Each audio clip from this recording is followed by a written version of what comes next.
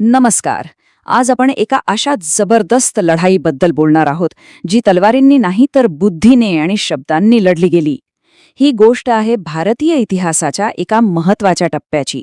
एका शहराचं नाही तर एका संपूर्ण राज्याचं भविष्य ठरवणाऱ्या एका बौद्धिक मास्टर स्ट्रोकची.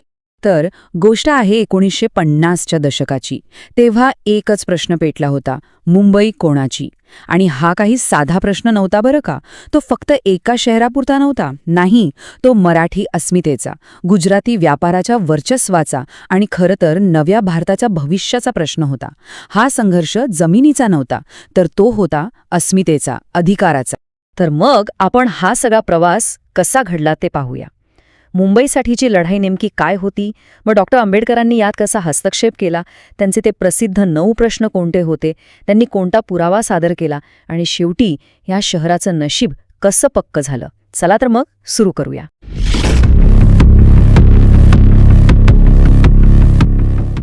चला जरा वेळेत मागे जाऊया.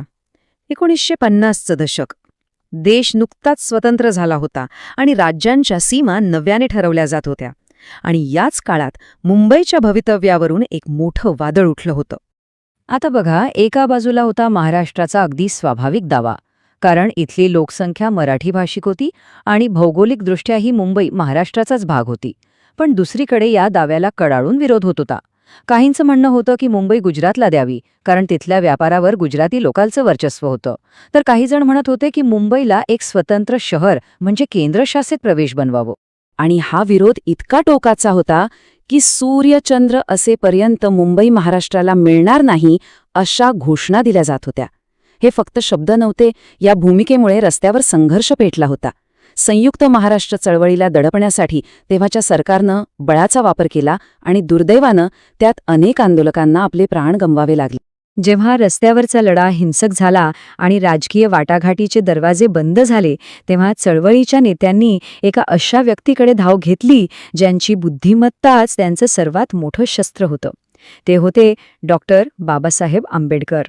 त्यांना फक्त आंबेडकरांचा पाठिंबा नको होता, त्यांना हवी होती त्यांची कायदेशीर बुद्धी, त्यांची तर्कशुद्ध मांडणी करण्याची क्षमता आणि त्यांचा राष्ट्रीय पातळीवर असलेला दरारा. त्यांना खात्री होती की या भावनिक गुंतागुंतीच्या प्रश्नावर जर कुणी बौद्धिक विजय मिळवू शकत असेल तर ते फक्त आणि फक्त डॉक्टर आंबेडकरच होते.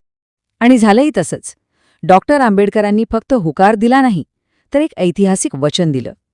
ते म्हणाले, माझा पक्ष तुमच्या पाठीशी जिब्राल्टरच्या खडकासारखा उभा राहील. याचा अर्थ स्पष्ट होता. त्यांचा पाठिंबा हा कधीही न डगमगणारा अढळ असा असेल. ह्या एका वाक्याने चळवळीत जणू नवं बळ संचारलं. आणि आता येतो या कथेचा सर्वात रंजक भाग. डॉक्टर आंबेडकरांची खरी रणनीती इथेच दिसून येते. त्यांनी थेट युक्तिवाद नाही केला, तर एक असा डाव टाकला ज्याने खेळाचे नियमच बदलून गेले. त्यांनी उत्तरांऐवजी प्रश्नांनी सुरुवात केली. त्यांनी फक्त उत्तरं नाही दिली, त्यांनी प्रश्नच बदलून टाकले.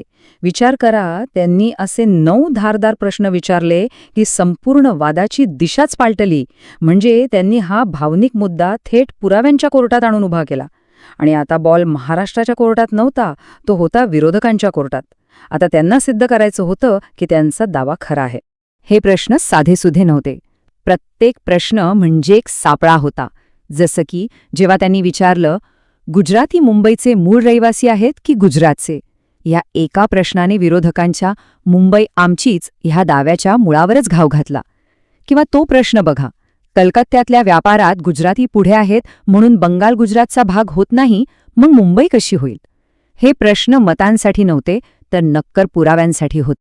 आणि या प्रश्नांमागचं सर्वात मोठं शस्त्र काय होतं माहितीये? ते म्हणजे डॉक्टर आंबेडकर उत्तरांशिवाय आले नव्हते. त्यांनी प्रश्न विचारण्यापूर्वीच आपलं पूर्ण संशोधन केलं होतं.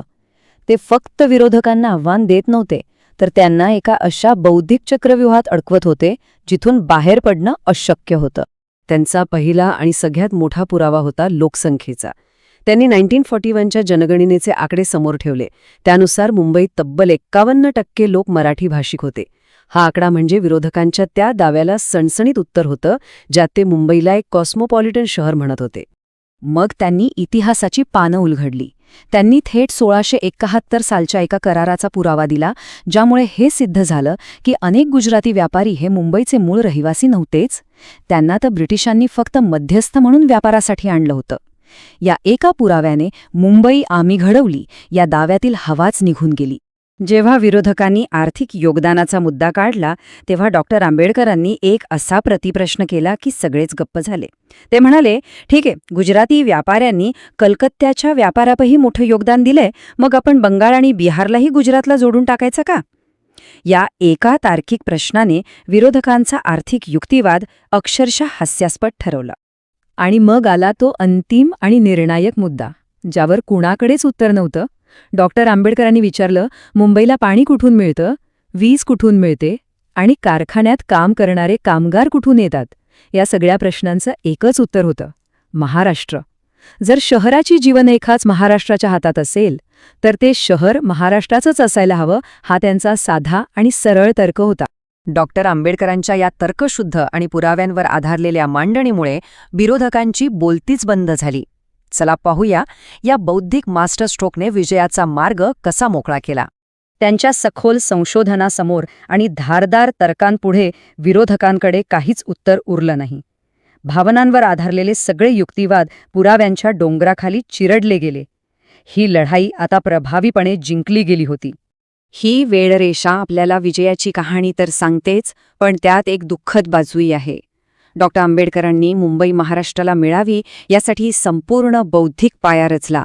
पण जेव्हा 1 मे 1960 रोजी मुंबईसह महाराष्ट्र राज्याची स्थापना झाली, तो ऐतिहासिक क्षण पाहण्यासाठी ते या जगात नव्हते. डॉक्टर आंबेडकरांची ही भूमिका आपल्याला एक महत्त्वाची गोष्ट आठवण करून देते की सत्य आणि तर्क हे कोणत्याही भावनिक आवाहनापेक्षा नेहमीच अधिक शक्तिशाली असतात.